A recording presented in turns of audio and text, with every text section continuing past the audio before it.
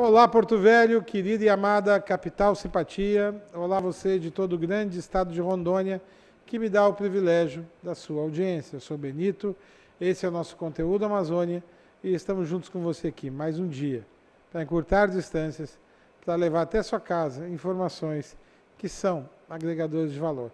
E para que tudo seja melhor, a primeira coisa é evocar aqui e aí sobre todos nós as bênçãos e a presença de Deus, que o grande arquiteto do universo sempre nos dê mais justiça, paz, perfeição, luz, força e beleza em tudo que fazemos. Afinal, com quem Deus anda, nunca anda só e sempre anda bem. Está aqui do meu lado o psicólogo Deusdete. Em épocas de coronavírus, temos que falar um pouco de como é a receptividade psicológica das pessoas a um mal iminente, que é silencioso,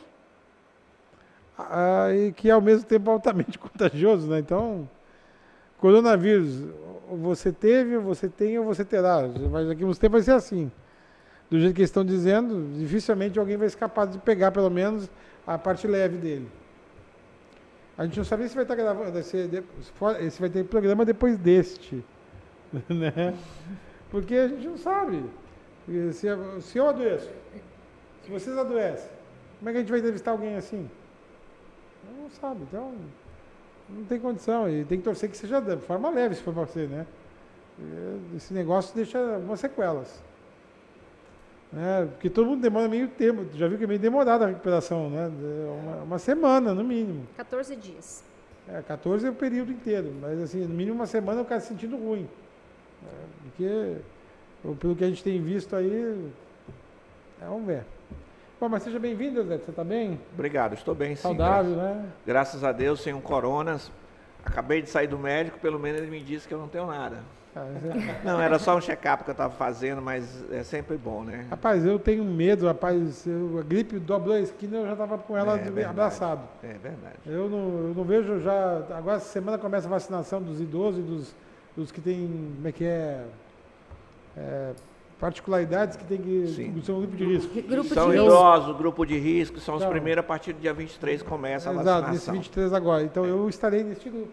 Saúde, professores, todos eles terão que se vacinar a partir do dia... Aliás, dia 23 começa com a preferência a essas pessoas. Então o dia 23 agora, próximo, eu estarei... Eu também estarei me vacinando. Eu também estarei me vacinando. Estarei porque...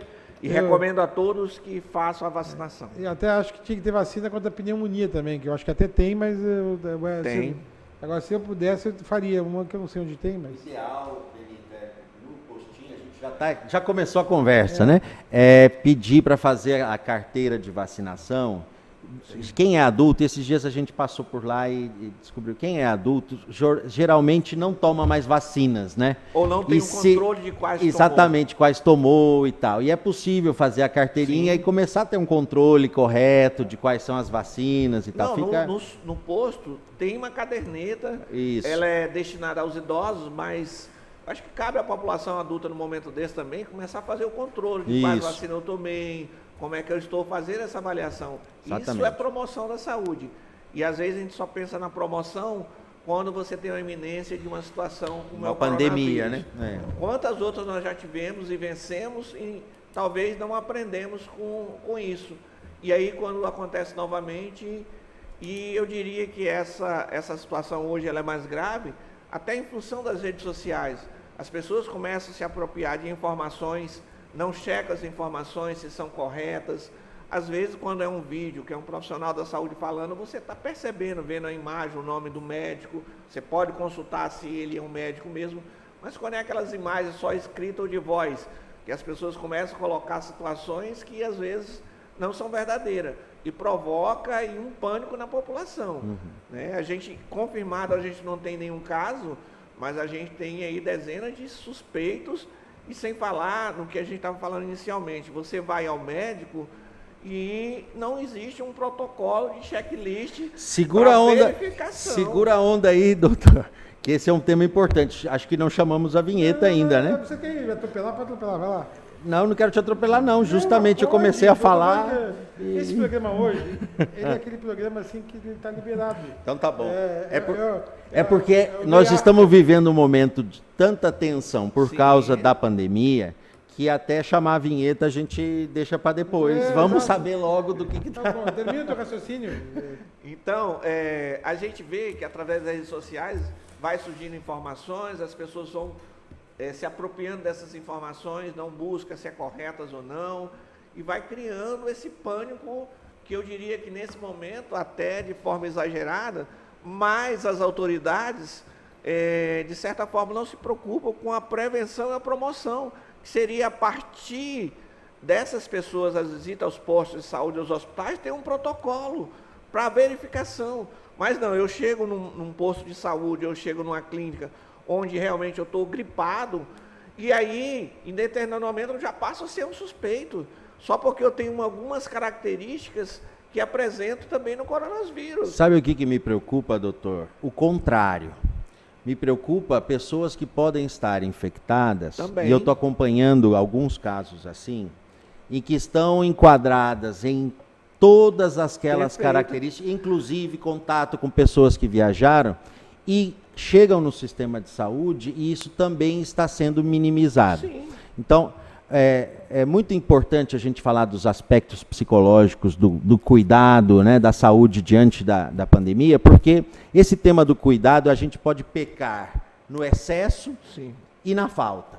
Né? Então, um excesso de cuidado é quando se tomam medidas exageradas que trazem mais prejuízos sociais do que a própria doença, digamos assim, né?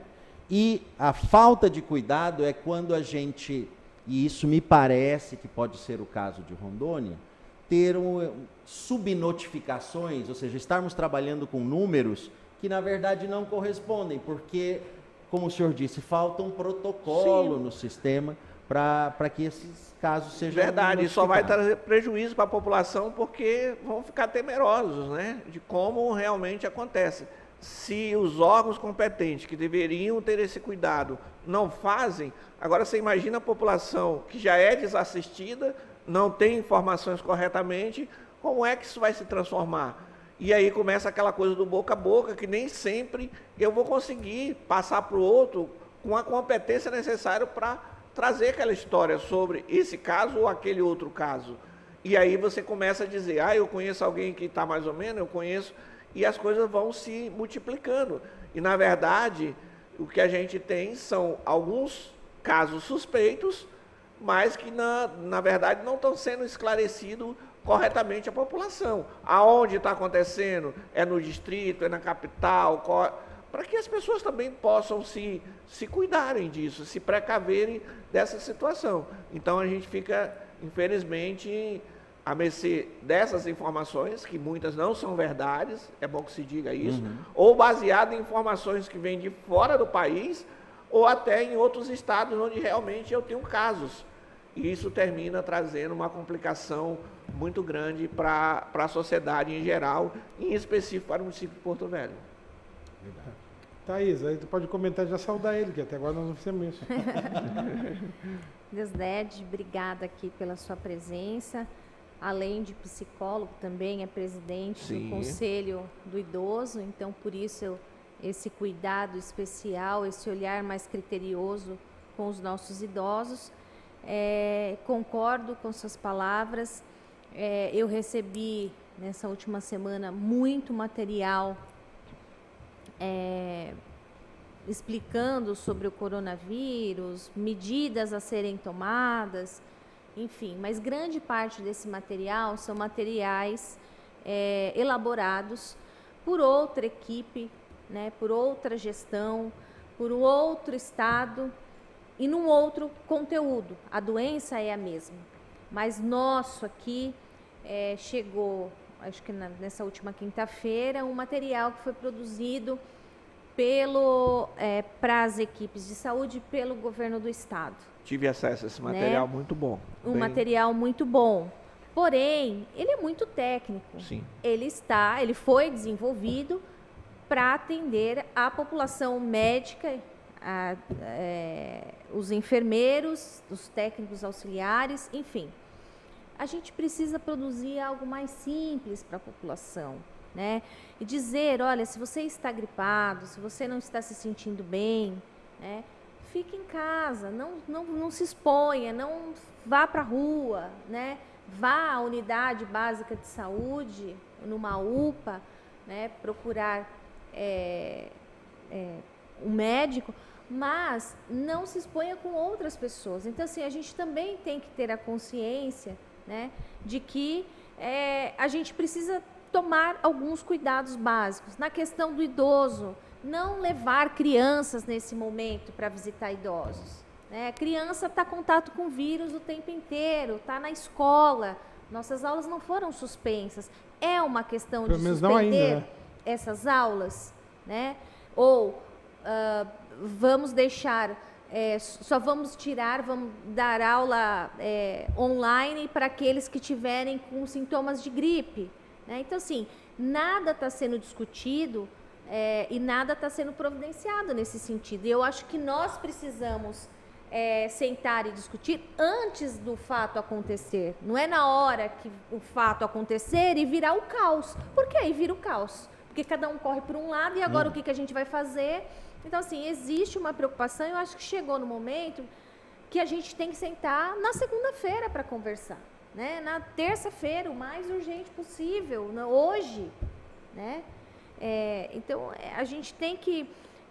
a minha maior preocupação é isso, que além de não termos um material simples para qualquer pessoa possa entender, nem que seja a base de desenho, mas que seja feito, os nossos secretários também se colocarem à disposição de falar, né, com a população, explicar. Tem um canal para que a população pudesse também se reportar, é interessante. Né? Eu vi que saiu um sisteminha, não consegui acessar, não sei se é pela grande demanda, mas o SUS elaborou a nível federal um sistema que faz esse controle e monitoramento, né?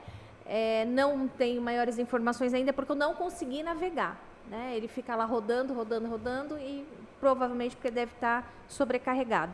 Mas isso é importante, a gente precisa ter esses dados. Eu vejo que a imprensa, por falta de informação, porque como é muito dinâmico as informações de casos que vão acontecendo, né? E aqui, por exemplo, se a gente for falar do estado, cada hora, em cada lugar, vai ter um caso entrando. Então, quando eles publicam, são 6 casos, aí a gente já sabe, não, são 8, né? Por quê? Porque a coisa é dinâmica e isso é atualizado hora a hora.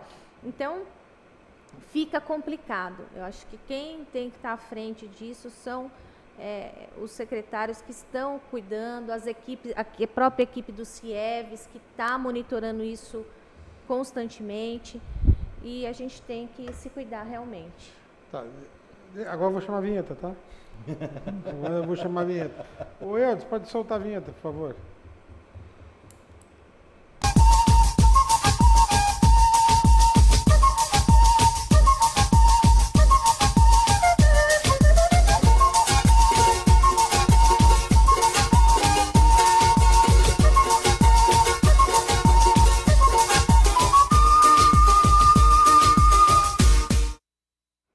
Vamos lá. Tem uma teoria que, por exemplo, em janeiro foi quando começou o problema na China, né? Essas usinas são chinesas aqui. Agora não são mais... Agora os caras compraram aí há um tempo atrás. Para mim, esse vírus já está circulando aqui há algum tempo, mas... Porque lá é uma zona comercial fantástica. É um hotspot. Onde aconteceu o surto, não sei dizer o nome daquela terra lá, pode ter vindo pode ter já, na verdade, é o que atenuaria um pouco nossa preocupação. Mas tem coisas que me deixam ainda mais preocupado. Pode vir uma segunda onda desse negócio. Ou se eu tivesse certo, senão vem a primeira onda mesmo. E aí tem que cuidar do psicológico das pessoas. Por quê? Por exemplo, coisas que depõem contra nós. O vírus não se dá bem no calor. Tudo bem que a gente mora na Amazônia, mas o resto do Brasil vai entrar no inverno no mês que vem. Outono, inverno. Abril já dá daquelas friagens no sul de botar cabra doente. É bom que lembrar que aqui é quente, mas também é um clima úmido, que também é favorável. Mas deixa eu terminar. Aí tá. Aí eu me lembro de algumas cenas assim, de filmes antigos, como aquele Nosferatu, que quando na Peste Negra, quando as pessoas têm a possibilidade de ver a morte muito perto, ou ver a doença, as pessoas começam a mostrar o seu pior lado. Sim. Na maioria dos casos. É nesse momento, A né? barbárie, ela toma conta. Por exemplo, lá na China, que o exército manda, lá é ditadura, a gente sabe disso, né? Os caras deixaram o supermercado vazio. Né? Deixaram o supermercado vazio, teve desabastecimento. Né?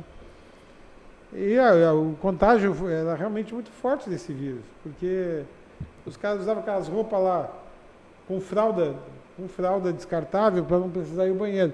E talvez a maioria deles se infectava, talvez que eles tiravam a roupa e o banheiro. Porque o vírus estava circulando no ar. Então eu não sei o que vai ser. Eu só acho que as pessoas, eu acho que nós temos que deixar correr essa semana, essa que nós estamos agora aqui, e ver se esses casos alcançarem 50 a 100 casos configurados, por exemplo, na cidade como Porto Velho, eu acho que já tem que entrar com um sistema de contenção para grandes epidemias. Porque aqui vai se alastrar, todo mundo frequenta tudo aqui. Né? Então, a chance de se alastrar é muito alta. E se a chance de não se alastrar é não ter contato, é não ter contato. Pronto. Né? A Assembleia Legislativa fez já suspendeu metade dos trabalhos lá. As coisas estão caminhando, mas eu acho que ainda estão tímidas. Eu acho que essas próximas 2 semanas vão ser derradeiras. E o Brasil ainda não sentiu o golpe ainda. Porque no momento que tiver um número X, ele se multiplica geometricamente, né? Sim. Então, e aí a gente não sabe. E idoso é quase fatal. Você está falando desse tema, Benito, e a Thaís tocou nesse assunto do que idoso. Eu vou psicólogo, né? Porque os caras começam a ficar doidos, né? E o doutor é do Conselho do Idoso. Então, eu gostaria de saber, assim, se há alguma discussão nesse sentido, ou orientações específicas para cuidado com os idosos. Bem, nós estamos sim. A gente, inclusive, está aí nos preparatórios para a Conferência Estadual do Direito à Pessoa Idosa. Tivemos reuniões recentemente com o coordenador, Dr. Bruno. A gente tem falado sobre isso sim. É uma preocupação nossa, porque nós vamos ter um grande número, principalmente de idosos, participando dos eventos, alguns vindo até do interior, né? Então, é uma situação que a gente precisa rever. Mas na terça-feira agora a gente já tem novamente uma fala para a gente ver qual é a decisão que a gente vai tomar. Até porque outros estados também estão demandando e tomando decisões desse tipo, né? São Paulo, por exemplo, na capital já não tem mais jogos com portões abertos, né? Suspenderam as aulas. A Libertadores está suspenso. Competições internacionais, a maioria delas estão com portões fechados e outras até suspensos agora, no caso da Itália, né? Uhum. Então a gente vê que todo mundo está... E eu queria chamar a atenção porque a gente tem 2 fases dessa situação. A gente tem a fase em que esse vírus ele chega ao estado de Rondônia em função de alguém que traz esse vírus, né? E nós temos a segunda fase, que praticamente as pessoas que chegam são monitoradas nos aeroportos internacionais e agora nós temos a contaminação pelas próprias pessoas internas, ou seja, pelas próprias pessoas que tiveram contato de forma comunitária, então, nesse contato um com o outro, e a transmissão acontece. Mas eu acho também que a gente também tem que ter certos cuidados que a gente não faz. A higiene pessoal, a questão da manipulação dos alimentos, a questão de tomar bastante líquido, porque também ele é viral, então, às vezes, eu tomando esses cuidados, eu vou ter até contato com o vírus, mas aí meu sistema de combate isso está fortalecido e eu não vou desenvolver, né? Porque tem uma teoria de um médico de São Paulo, da Universidade de São Paulo, que ele fala que todos esses casos que aconteceram e até óbito, ele diz que se fizer uma análise, a maioria são idosos. Então são pessoas que já tinham uma predisposição, já tinham o vírus e ele só desenvolveu. E algumas pessoas vão ter contato com o vírus, mas não vão desenvolver em função desses cuidados. Então, acho que cabe nesse momento e a gente ter alguns cuidados. higiene pessoal, beber bastante líquido, fazer uma boa alimentação, que descansar, dormir bastante, regularmente. Isso vai ajudar, porque fortalece nosso sistema imunológico e a gente vai estar mais resistente a desenvolver esse vírus. Eu acho que são cuidados que a gente tem que ter. E os idosos, nesse caso, são os mais afetados, porque, querendo ou não, eles têm suas deficiências de proteínas, de minerais, são pessoas que, às vezes, têm algumas doenças, já sofreram infarto, já tiveram contato com outras patologias, e estão em fase de tratamento, tomando medicação para algum tipo de doença que ele desenvolveu ao longo de sua vida. Então, essas pessoas têm que ter, eu acho que elas são a prioridade nesse caso. Eu acho que a atuação do Estado, do município em relação à política de visita dos agentes comunitários, eu acho que deveria começar a acontecer, já orientando esses idosos, principalmente as famílias, para que orientasse esses idosos a melhorar um pouco a sua higiene, a alimentação, porque a gente sabe que é uma condição econômica também. Então, eu acho que são coisas básicas. E aqui eu não estou entrando nem na parte técnica, porque eu não sou médico, eu não tenho essa competência. Mas eu estou mais falando da questão da promoção, da prevenção, porque a gente fala muito do corona, fala, e a promoção e a prevenção? O que é que nós estamos fazendo para que, se realmente nós tivermos um caso, como é que nós vamos nos prevenir? É muito importante o que o senhor falou, Dr. Deusdedit, porque a probabilidade de nós termos contato com este vírus é enorme. É enorme. E o Benito falou isso em outro momento. Ou você teve, ou vai ter e tal. A grande discussão é que isso não chegue a todo mundo no mesmo momento, porque aí temos um problema de saúde pública, descontrole. Isso.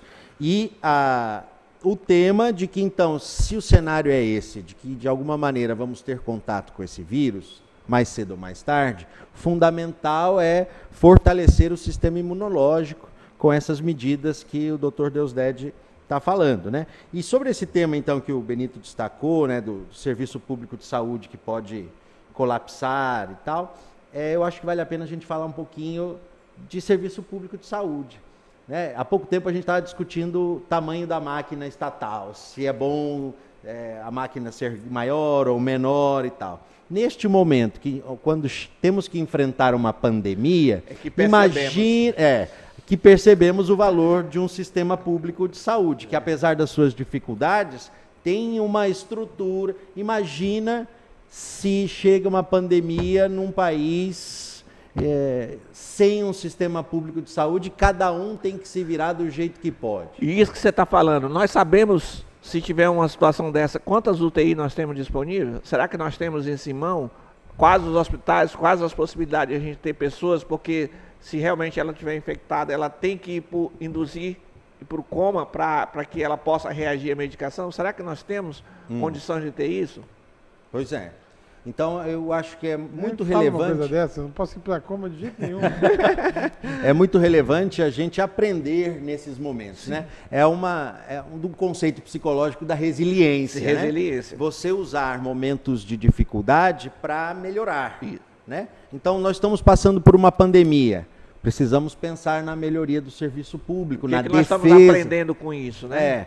Precisamos pensar, entre outras coisas, como essa aprendizagem, né? Sobre a importância de um bom serviço público de saúde, fortalecimento do serviço público de saúde. Precisamos aprender a cuidar melhor da higiene e de outros cuidados que fortaleçam o sistema imunológico. Acho que é por aí o caminho, né, doutor? Eu estou começando a ficar mais preocupado. É sério, eu tive 3 UTI ano passado, não estou querendo passar mais nenhuma, não. É ruim, hein? Eu estou vivo. Nada. Porque assim... que é uma coisa besta que pode complicar. Porque tem um médico lá na China que morreu com 35 anos. 35. E ele era médico. Ele, com 35 anos, não deve ter e ele cometeu um deslize ou um erro ali clássico, né? Que era a própria proteção dele, né? Ele talvez não acreditou. Como é que, mesmo que ele tenha pegado forte, como é que pegou ele de arregaçar, então? Quer dizer que deve ter mais de um vírus desse aí circulando. Isso que nós estamos falando, eu estive hoje eu estou fazendo algumas baterias de exames, eu uso a rede privada, porque tem um convênio dos Correios, né?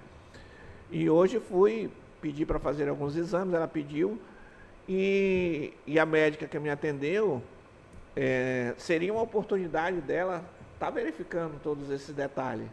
Mas eu entrei e saí, ela disse, quais os exames você quer fazer? E passou os exames e... Não se verificou nada nesse sentido. E no momento que eu estava sendo atendido por ela, eu dei um espirro e dei uma tosse. Quer dizer que ela poderia ter, naquele momento, olha, nós estamos nesse momento, você já verificou? Você está gripado? Você está tomando alguma medicação? Não foi feita nenhuma verificação. Doutor, eu sei de casos de pessoa que foi pedir o exame. Pois e mesmo pedindo... Isso não pode acontecer, gente. Isso então, é um erro grave. É isso que me preocupa na questão de como o poder público está lidando com o caso. Porque as decisões públicas estão baseadas nos dados oficiais. Sim. Só que se os dados oficiais forem, na verdade, subnotificação, ou seja, se eles não estiverem mostrando a realidade como ela é, as decisões são equivocadas. Serão, então, talvez nós estejamos já num momento de necessidade de maior cuidado. Agora, ficar no talvez pode gerar só medo. Então, o fundamental são esses cuidados com a saúde em geral, fazer porque a nossa isso parte, te protege contra o corona e contra outros vírus. Com certeza. Eu vou chamar o intervalo comercial e a gente volta para concluir, tá bom, meus queridos? Jogo rápido, Eudes, por favor. É num lá, outro cá.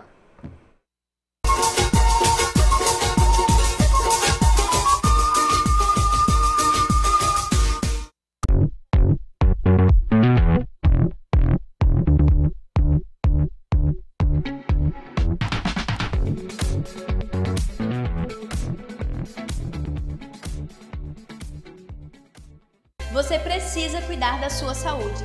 Está sem plano e cansado de ter que esperar? Venha para a Sol Saúde, próximo à Praça da Pirâmide, com as principais especialidades médicas, exames laboratoriais, com toda a atenção e agilidade que você precisa. Afinal, saúde é coisa séria, não é mesmo? Sol Saúde, atendimento popular para toda a família. 3213-0163.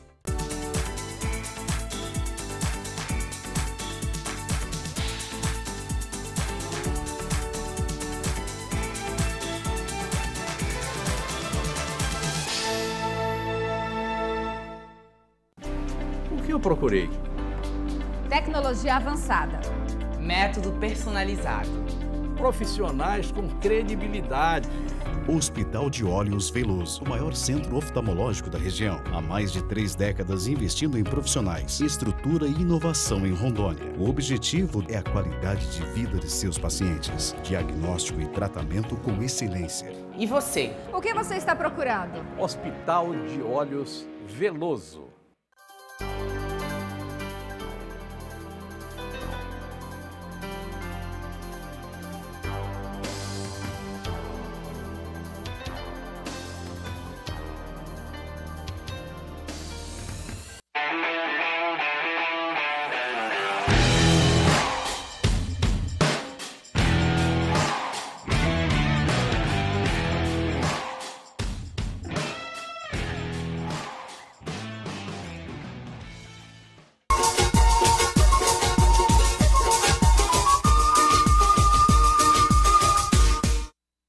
Bom, vamos lá. Chegou o bloco de encerramento, vai ter só tempo de dar tchau. Então, começa por você. A última palavra é do Deus Dede. A gente agradece, Benito, esse espaço de discussão pública sobre um cenário inesperado, né? A gente deseja a todos que se cuidem, que não entrem em desespero, né? Mas que tomem as medidas de cuidado com a higiene e de cuidado com a própria saúde, como o doutor Deusdede salientou. Isso pode ser positivo para a gente também se prevenir mais futuramente, né, com outros casos, outras doenças. A gente agradece muito, doutor Deusdede, a sua presença. Muito obrigado aqui. Muito obrigado, Benito, e a vocês todos que acompanham o nosso programa. É isso. Deusdede, muito obrigado pela sua presença. É um tema importante. Espero aí que nos próximos dias a gente possa avançar nessa discussão. Conte com a gente aí se precisar. E a vocês de casa, até o próximo programa. Deusdede.